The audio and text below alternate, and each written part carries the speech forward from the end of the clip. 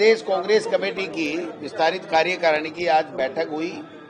हमारे प्रभारी आदरणीय सुखजिंदर रंधावा साहब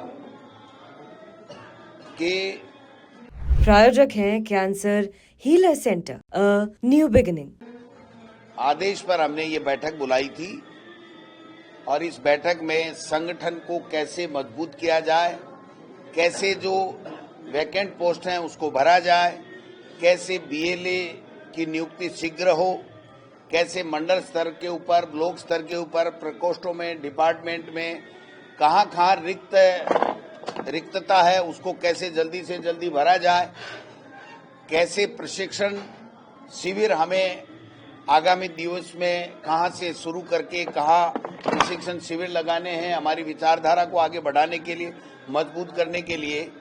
तो इसी दिशा में हमने 200 विधानसभा क्षेत्रों में 200 प्रभारी पहले से इनके निर्देश पे लगा दिए हैं, जो ब्लॉकों की, मंडल की बैठकें करेंगे, पंचायत, ग्राम पंचायत कमेटी की कार्यकारिणी का गठन कराएंगे और हर महीने हमारा प्रभारी जाकर के और वहां पर उपस्थिति लेगा कि संगठन के कौन लोग, कौन पदाधिकारी किस तरीके से आ रहे हैं, नहीं आ रहे हैं, कोई बिना रीजन आ रहे हैं तो उनके लिए तय किया गया है कि 3 बैठकों के बाद में अगर बिना रीजन कोई भी, चाहे वो प्रदेश कांग्रेस कमेटी हो, चाहे वो डिस्ट्रिक्ट कांग्रेस कमेटी हो, चाहे वो मंडल की कार्यकारिणी हो, वहां पर हमारी प्रभारी जी के निर्देश हैं।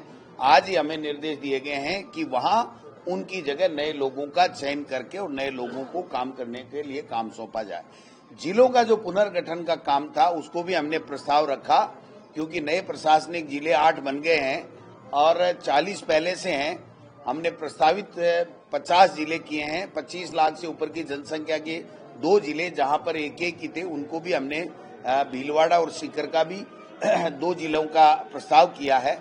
सर्वसम्मति से वो प्रस्ताव पारित हुआ है और पारित होने के बाद में प्रदेश अध्यक्ष को पूरा अधिकार दिया गया है कि उसमें कोई संशोधन करना हो, कुछ भी करना हो तो वो करके भेजेंगे। और मैंने 4 व्यक्तियों की कमेटी प्रस्तावित करूंगा मैं आज रात को ही प्रभारी जी के, तो वो 4 आदमियों की कमेटी, 4 नेताओं की कमेटी उसको और देख लेगी, एक बार वेरीफाई कर लेगी और उसके बाद में हम एआईसीसी में देंगे। तो जो बीएलए की नियुक्ति है, जो प्रशिक्षण है, जो हमारे ब्लॉक और जिले के अंदर जो बैठकें नहीं हो पा रही थी या कम संख्या लोग आ रहे थे, तो उन सब के लिए हमारा यह आज की कार्यक्रम किया गया है। होली का स्नेह मिलन भी है।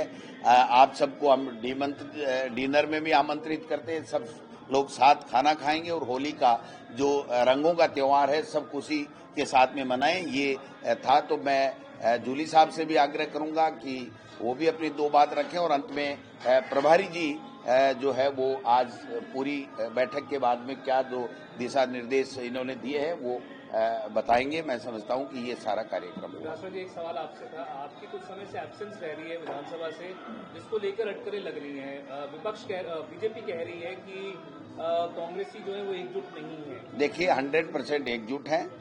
जो टीकाराम जूली जी ने जो भी निर्णय लिया था वो मेरे से डिस्कस करने के उपरांत लिया था।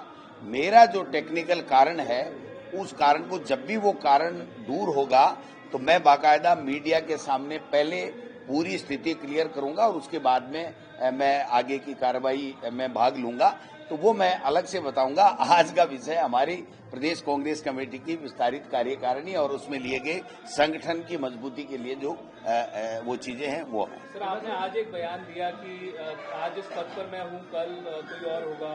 क्या मायने निकाले जा सकते हैं उसके? ये तो डायलॉग है भाई साहब। कल कोई और था, आज मैं हूं, कल कोई और आएगा, लेकिन संगठन को मजबूत करना है। इसका कोई मायना निकालने की जरूरत नहीं है। हाल फिलहाल मैं हूं।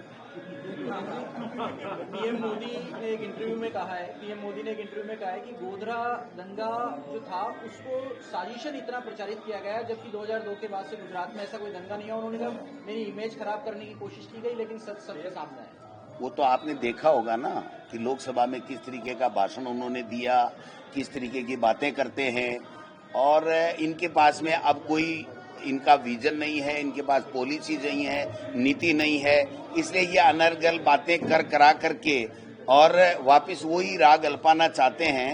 और जो कमजोरी दिख रही है और जो आरएसएस में इनमें जो फूट है और अध्यक्ष नहीं बना पा रहे हैं, तो ये सारी चीजें भी जो है उसको जोड़ करके भी हम देख सकते हैं इसको। पोलराइजेशन भाई वो तो हमेशा पोलराइजेशन, आरएसएस का काम ही पोलराइजेशन करना है, बीजेपी का काम ही पोलराइजेशन करना है।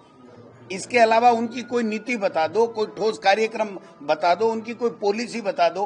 फूड सिक्योरिटी एक्ट को ये प्रचारित कर रहे हैं, जबकि फूड सिक्योरिटी एक्ट तो कांग्रेस लेकर के सोनिया गांधी और मनमोहन सिंह जी लेके आए थे, और कह रहे हैं मैं नाच दे रहा हूँ, 80 करोड़ लोगों को ये कर रहा हूँ, वो कर रहा हूँ। इनके पास कोई विजन नहीं है। नोटबंदी की आज तक बोला कि क्या हुआ उस नोटबंदी का, तो ये लंबा विषय है। लेकिन मैं ये कहना चाहता हूं कि हमारा संगठन मजबूत है, और मजबूत और क्रियाशील बनाने के लिए ये बैठक थी वो बहुत महत्वपूर्ण थी, और जिलों का पुनर्गठन भी इसका प्रमुख एजेंडा था, जिसको हमने आज चर्चा की है। प्रायोजक हैं cancer healer centre, a new beginning.